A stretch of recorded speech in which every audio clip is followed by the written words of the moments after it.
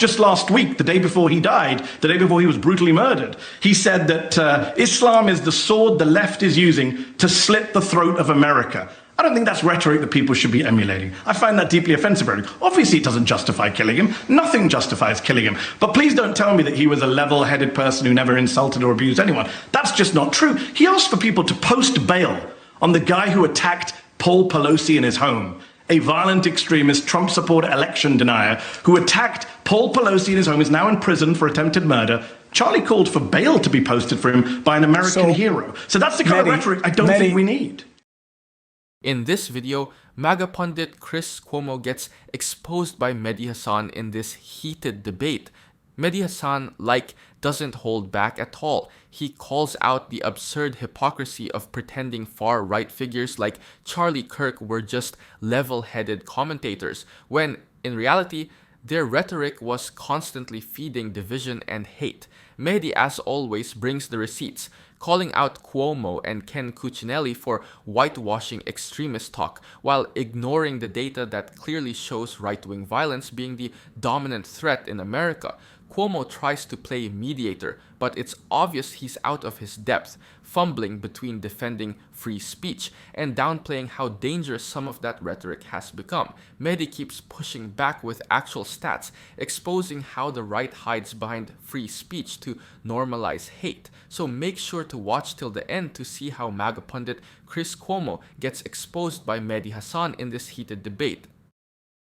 All right. So let me start with you, Mehdi. How would you analyze what you're hearing in response to this murder from the left? From the left? I mean, just listening to the clips you played from the Trump administration, we're in a very dark moment. It's a very McCarthyite moment right now. I've been listening to your show. You made a lot of good points. The biggest point I think you've glossed over is the crackdown on free speech, this targeting of people for their views. I thought Charlie Kirk was supposed to be a free speech martyr. Why are the right using his death to crack down on free speech and American rights and go after this amorphous left?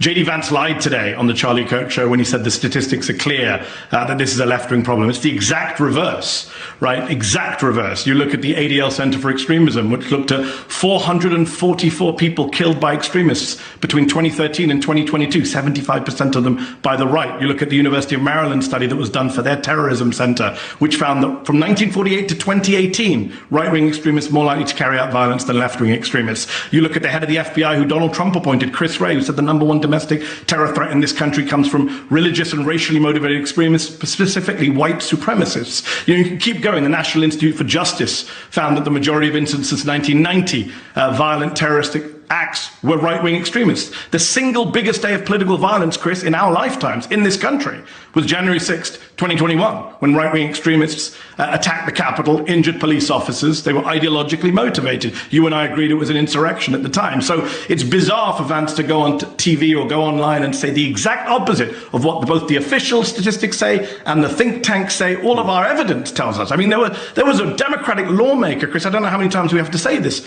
who was murdered in our home with her husband in June by a Trump supporter. And Donald Trump today said, who? When he was asked about it, he said, who? Mm-hmm. So, Mehdi, one quick thing. I do not think January 6th was an insurrection. I thought that it was all kinds of crimes. You said it at the time, Chris. I just don't. You called it an insurrection at the time. You did. You did. No, I checked your Twitter before I came on thought.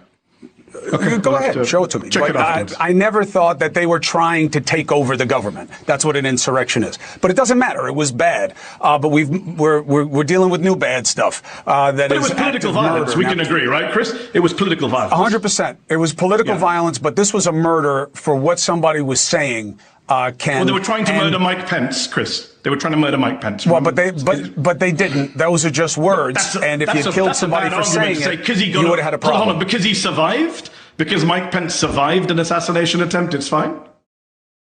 So Chris Cuomo tries to open by asking for Mehdi's take from the left, which already feels like a setup, framing it like the left somehow needs to explain itself. But Mehdi doesn't take the bait. He immediately flips the conversation, pointing out how absurd it is that conservatives are using Charlie Kirk's death to push this free speech crackdown narrative. He brings up actual data citing the ADL, the University of Maryland's Terrorism Center, and even Trump's own FBI director, all showing that right-wing extremism is overwhelmingly responsible for domestic terror in the US. Chris, though, tries to pull this tired line about January 6th not being an insurrection, which honestly is ridiculous. Mehdi calls him out on it right away, reminding him that he himself called it an insurrection at the time. Cuomo backpedals hard, saying he never thought they were trying to take over the government, which just, completely ignores the footage of people chanting, "Hang Mike Pence." Mehdi nails him again, saying they were literally trying to murder Mike Pence, and Chris's response, well, they didn't. That's when you can practically feel the air leave the room. Well, it's no assassination attempt. They never had hands on him. They didn't do anything to him. But my point is speech versus actions, okay? But Ken, speech versus actions. Killing of a Democratic lawmaker this summer. Murder. Yeah, Hortman was killed. Two people were killed. Yes. That was murder. Go ahead, Ken. And Charlie Kirk's killing was murder.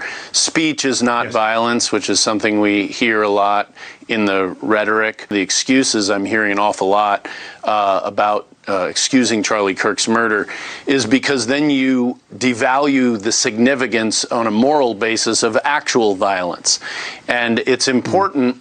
An opportunity for unity that I think still exists is for everyone to reject violence for political ends. Chris, you'll remember I said this over and over and over back in 2020 when I was the deputy secretary and cities across the country were burning. And then elected officials were very accepting, frankly, and excusing. Some of them were helping in the form of bailing people out, violent protesters. You even noted that early on in that process, people who actually watched him interact with people who disagreed with him, you and I are very passionate. Mehdi's obviously very passionate. Charlie was incredibly level in how he communicated with people. He was firm, but he never got angry. He didn't call people names. He respected them. He told them he respected them. And frankly, it's a model for all of us, left and right, to emulate, not the violence.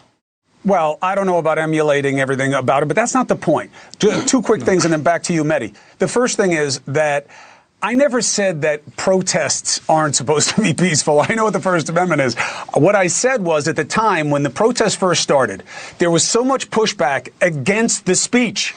What are they saying? They're saying things at cops. They're saying the ugliest things, the worst things. And I said, what do you think they're going to do? Sing slave hymns and then go home? You know, nobody ever said it's going to be peaceful out there. They're going to say a lot of things that are going to bother you. That's the price of our freedom and our democracy in this country. That was my point. Now, Mehdi, the idea of, is it time, place, and manner that, hey, I condemn this. This is unacceptable, what happened to Charlie Kirk. But he said a lot of things that were fill in the blank of extremist and abhorrent things. Why put those together right now? So, Chris, I'm glad you asked me that question. It's a perfect timing because with respect to Ken made a very good point about rejecting violence. I agree with Ken. The problem, of course, is that Ken's former boss, Donald Trump, pardoned a bunch of politically violent people earlier this year.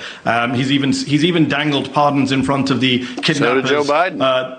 The attempted, I'm not here to defend Joe Biden, but Donald Trump pardoned a bunch of political extremists who attacked the Capitol. And he's also, Chris, dangled pardons in front of the people who wanted to kidnap and maybe kill Gretchen Whitmer, like horrible political extremists. He's talked about pardoning them as well. So that's a real problem. And we need the president, as you said in your introduction, to really lead on this and use this killing of his friend to say, you know what, all of us tone it down. This is a president who's called his enemies scum, vermin, animals. You know, Chris, better than me what he's called his political enemies, including you. So that's what we need from the president. We're not getting it from the president. We're getting more kind of talk of pardons.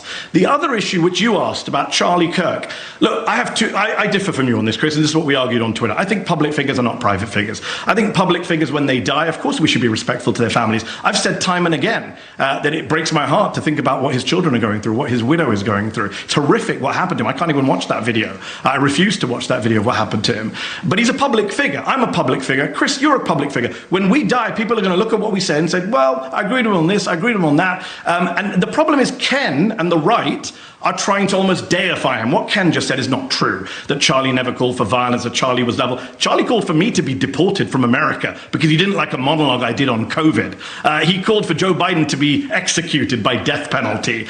We can go down the list. I know you don't want to hear. Let's not make this a Charlie Kirk rhetoric thing. But I don't know what else to say. When I hear Ken saying things that I think are untrue, then I have to respond. You know me, Chris, it's in my nature. I have to respond and say, well, that's not true. Here are the facts.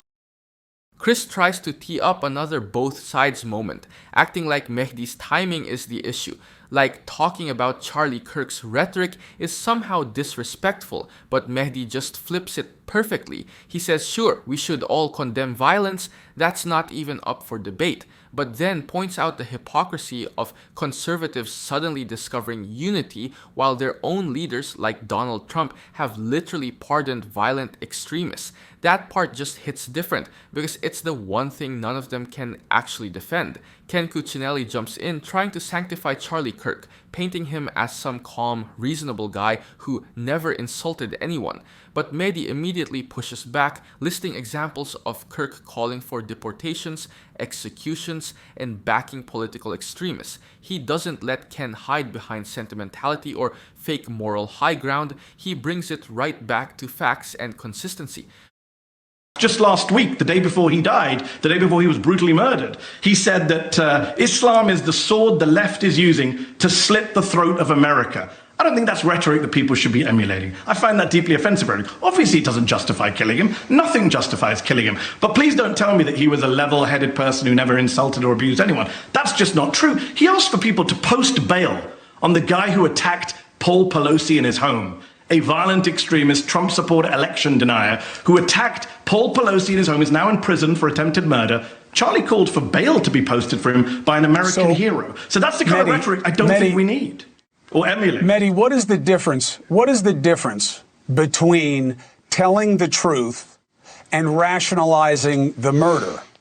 That's why I talk about time, place, and manner. That when you say, look, this is unacceptable, but he said a lot of terrible things, it sounds like you're not as upset that he was murdered because he said those things. With respect, Chris, that's not what I said. I said his murder is inexcusable. I've said that consistently, as have we all. But I was responding to Ken saying that Charlie was X, Y, Z. If Ken and the right, and Ken, I'm not picking on you, but the right in general, were not treating him like a new MLK. I'm seeing people saying he was a literal saint. He should have a statue put up in Congress. Chris, am I supposed to just let that go and not say, we probably shouldn't have a statue in Congress for a man who says Islam is a religion being used to slit the throat of the West, that Muslims like me are conquerors? This is the kind of stuff he said. Am I supposed to not respond to that political rhetoric? Well, I think it's about how you respond to it and when you respond to it. And wrapping this up, Chris keeps trying to frame Mehdi's honesty as rationalizing the murder, which is just manipulative framing at its core. Mehdi never once justifies violence. He's calling out hypocrisy. He's saying you can condemn a killing and reject the whitewashing of a man who spent years spreading bigotry.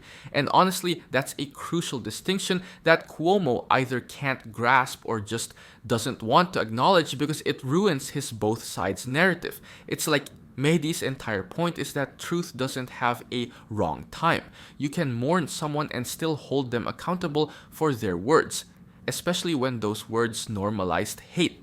Meanwhile, Chris keeps getting hung up on optics, worrying about when Mehdi speaks instead of what he's saying. That's the difference between journalism with a backbone and journalism built to protect feelings over facts. And that's the real bias here, the instinct to protect reputations over confronting uncomfortable truths. And speaking of biases, are you getting tired of biased news sources? One outlet says one thing and the other says the complete opposite. How are you supposed to know what's actually true? That's where ground news comes in. It lets you compare how different media outlets, whether it's left, right, or center, are covering the same story, so you can see the full picture instead of just the echo chamber. And here's the best part. Click the link in the description and get a 40% off the Vantage tier, which gives you even deeper insights in media bias and political trends. So stay informed, think for yourself, and check out ground news in the description down below.